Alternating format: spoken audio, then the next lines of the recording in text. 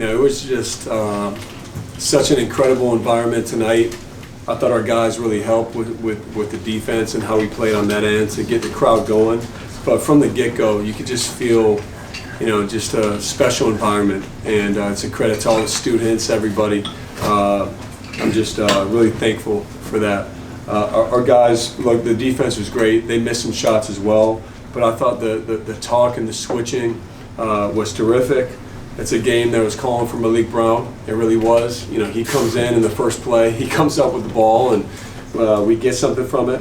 And then I thought just Sion and Tyrese, their defense is so good. They're guarding everybody on the floor. I thought what they did really helped tonight. And then, Con was just a man. Con just made play after play, big basket, and Coop was Coop. So, just proud of this win, proud of the effort. I'll take any questions. John, I'm sorry.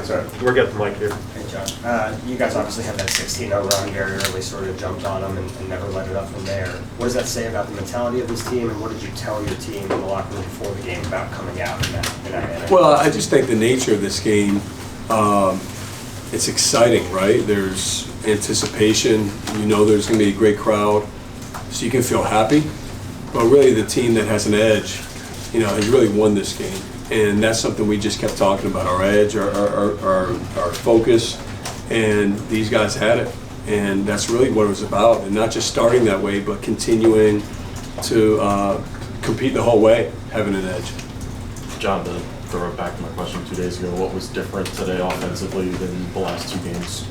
Well, I thought, I think I helped them better because I thought we got too stagnant in those other games, and I can't let that happen. Our guys really executed well.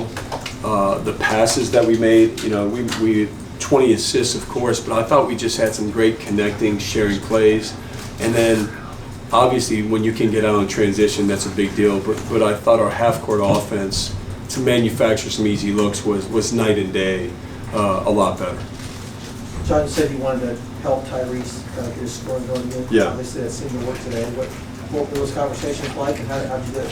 Well, me and him, we watched some film a couple days ago, and we actually watched some stuff throughout his career and just earlier this season because he's, he means so much to our program with what he's done for 3 years. And he's been unselfish, but for us to be really good, we need him to score and shoot. And I just thought his preparation these last 2 days were the highest level. I thought he played off his shot, which is great. And then we have to help get him more looks, which tonight, that was a big thing for me, just trying to make sure he had some looks and opportunities, and he took advantage of them. John, I don't know if that was the most deflections you guys had in the game, but it sure felt like it. What was it like to see Malik back in there? Like you said, right off the bat, he gets that and gets into what you guys call your red zone offense. The last 2 games, like it's been. Yeah, he's just a game changer, and it's never going to really show in the box, the way that he impacts the game. Like I said, I felt this game was just calling for him because we decided we were going to switch a lot. Typically, we switch anyway, or we switch a lot of stuff. So that fit him. But the thing also that he can do is his passing. I thought he had some really nice passes, easy to play with. And he just is a winner. So, I just think that was the biggest thing with him, having him back in the fold. It helped in every aspect, offensively and defensively. John, I saw an interesting stat. Cooper and by the way, it was our high in deflections, by the way. So we talked about that, and now we got to break it again. Sorry. Cooper and Con both at 23, I think. 23. Yeah. One of you guys are going to watch the film and see there's like 16 or 17, but I was told 23. I can't confirm it. That's what I was told. All right, so. That's fact. You said it's fact. Yeah, exactly. Exactly. Cooper and Con both had 20-plus points, 5 or more assists. That's the first time in 15 years in this rivalry that's happened. The last time, Nolan Smith and some guy named Jon Scheyer that I don't think anybody's heard of. But I'm just kind of curious, how much when you look at the two of their approaches to the game, how similar are they, and how much do they kind of feed off of each other in environments like this? They absolutely feed off of each other. I think it starts with their competitiveness. They're just really good competitors. They play both sides of the ball. and they have high-level feel. And so, all right, you put it together, competitiveness, feel, that's in the highest level of both. That's a pretty good starting point. And then you add in their skill and their versatility. Like for Con in tonight's game, he's posting, he's shooting, he's in pick and roll. He's really doing everything. And obviously, I think you know, or everybody knows, Cooper already doing everything. But they have a great thing with them.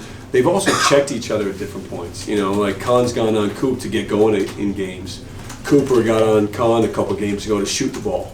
And so that interaction and checking each other as freshmen, I think there's a lot of maturity with both of them to do that.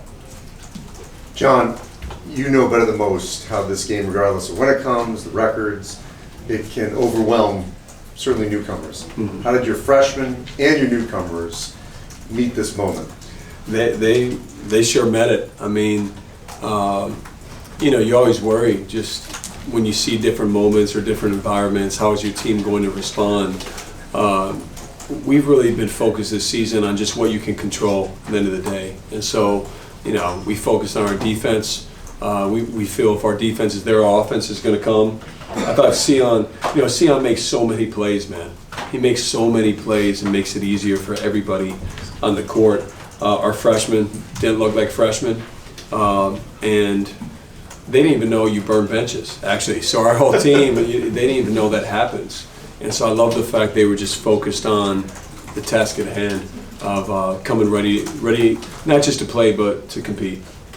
Coach, I think one of the things that really surprised me most today was Cooper's ability just to make that perfect pass time after time after time. We all know he can score, but he told us in the locker room that he doesn't really go into a game with a set definitive game plan. He kind of sees what the first few possessions are like. What does that say about his maturity that at such a young age he can do everything we've seen him do, but still in a huge rivalry game, he's so flexible?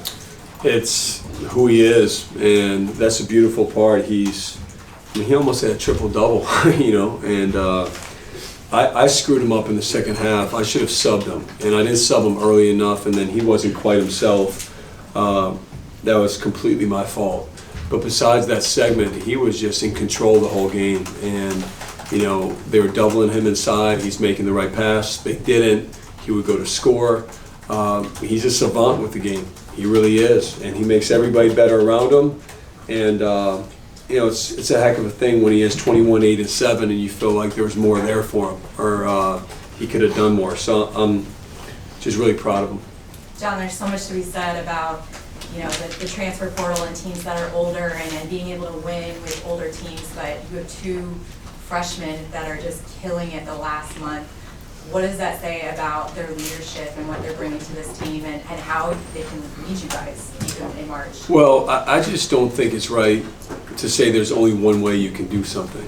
And we've had to find what our way is in 2024 and 2025 and going forward. And some of it's timing. And for this group, we knew we had some special guys coming in, and then we had to get some special guys with them or around them, to be able to do something special. And so I think it's all about having the right guys, regardless of age. I think it's about mindset, competitiveness, and our young guys have it. All right, last one here. Coach, I wanted to ask about Kaman. He did a really good job in the offensive glass, also had a couple of moves in the post. What did you see from him? And then also, what does having Malik back allow Kaman to do to open up his game plan a little bit? Well, biggest thing I want for those guys is not to pace, because part of their strength is their activity and their motor. And so Kaman, I thought he had just great minutes when he was in there. He was all over the offensive boards. How many 7'2" guys in the country can guard 6-foot guards that are quick and stay in front of them and give them a hard time? Even if you get a step, he's a hard guy to get a shot off on. So that's something I don't know if he's shown before he got here or we fully knew, but he does a great job with switching. He knows everything. He knows where to be on offense, and he just makes everybody better because he's not looking for his all the time, but he's just impacting the game and impacting winning. All right, thank you guys. Thanks, Jon.